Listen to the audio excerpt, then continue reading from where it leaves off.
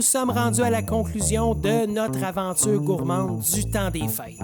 Vous avez donc planifié les 3 premiers services de votre repas entourant les festivités de fin d'année, soit l'entrée d'huîtres Rockefeller, la joue de bœuf à la sauce aux dattes comme plat de résistance et le granité de litchi, gingembre et champagne comme entremets. Vous avez loupé? Allez regarder les 3 épisodes précédents, il vous reste du temps. Voici une belle façon de fermer le rideau après votre prestation culinaire devant vos invités. Je vous propose donc un dessert classique de la cuisine française, le pot de crème. Vous ne savez pas encore c'est quoi? Reste avec moi, ça se passe maintenant. Vos invités vont craquer pour ça. Bienvenue sur Flirt for Food.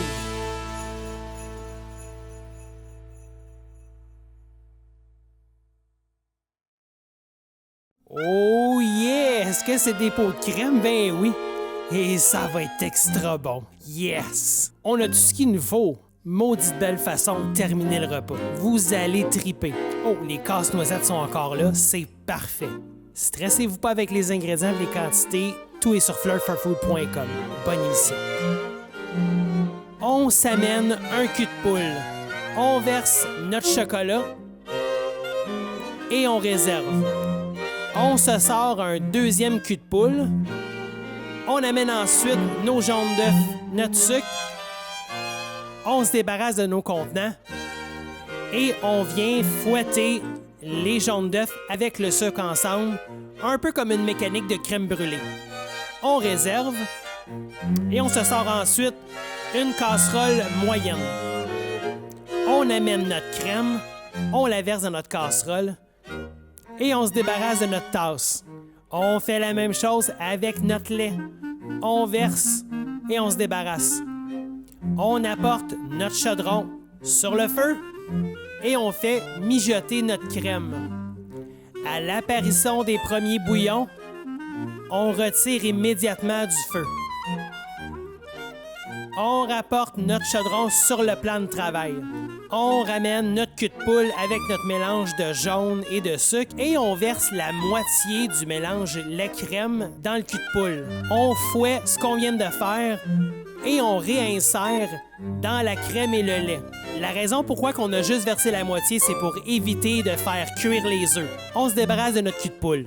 On fait rentrer en scène le thermomètre. C'est super important. On l'agrippe sur notre chaudron et on amène le tout sur la cuisinière. Ce qu'on veut, c'est ne jamais dépasser 82 degrés. C'est des pots de crème qu'on fait, pas un œuf brouillé. Une fois la température atteinte, on ramène notre chaudron sur le plan de travail, on se débarrasse du thermomètre, on n'a plus de besoin.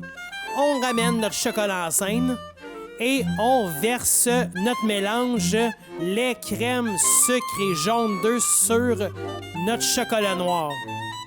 À l'aide d'un fouet, on vient mélanger notre pot de crème. Regardez comment ça fait une belle couleur lustrée. On se débarrasse de notre fouet et devinez qu'est-ce qui s'en vient? Ben oui, la bête. On pouvait pas l'ignorer. Elle aussi, elle mange du dessert. Et voilà. On submerge la bête dans le chocolat. Puis qu'est-ce qu'on veut ici? C'est d'insérer de l'air dans notre pot de crème parce qu'on veut une texture très moussante.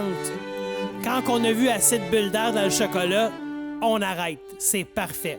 On réserve notre cul de poule de pot de crème et on peut serrer la bête. C'est le temps d'amener nos ramequins. Et voilà. On ramène notre cul de poule avec une maryse et on répartit notre mélange dans nos pots de crème. On les remplit également parce qu'on veut pas faire de jaloux. On racle à la maryse, on veut rien perdre. Une fois terminé, on se débarrasse de notre cul de poule. On prend chaque ramequin et on vient les taper sur notre plan de travail pour égaliser chaque niveau de chocolat. Et voilà.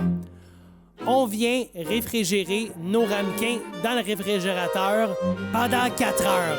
On les laisse donc dormir au frais. Bonne nuit.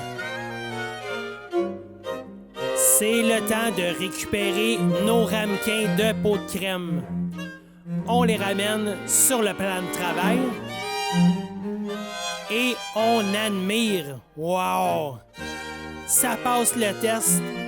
On les met de côté. Ce qu'on veut, c'est les avoir ressortis du frigo 30 minutes minimum avant la suite pour qu'on puisse les manger.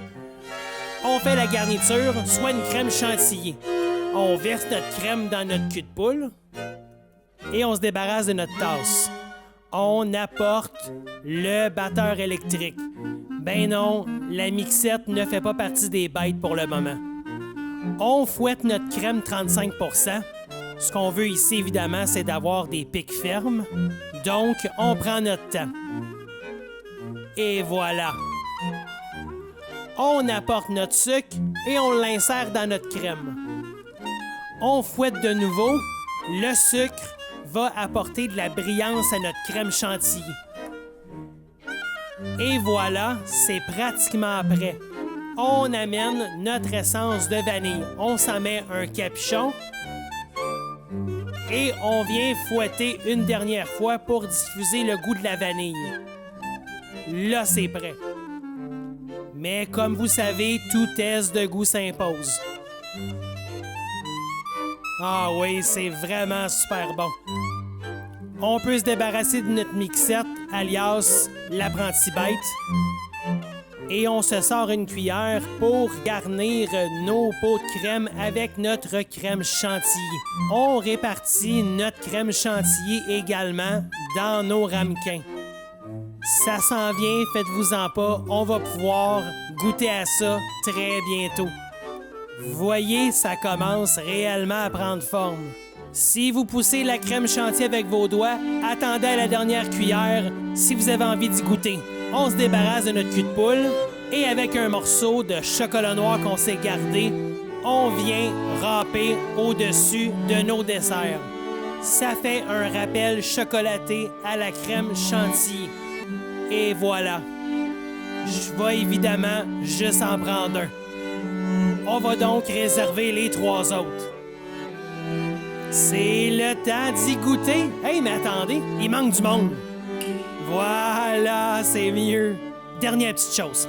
Vous avez aimé le menu que je vous ai assemblé pour les fêtes? Likez la vidéo, abonnez-vous à la chaîne YouTube et activez la cloche de notification pour être averti à chaque nouvelle recette. Là, c'est vrai, on goûte le pot de crème. Oh yeah, j'ai vraiment hâte. Ça va vraiment tellement bien terminer notre repas du temps des fêtes.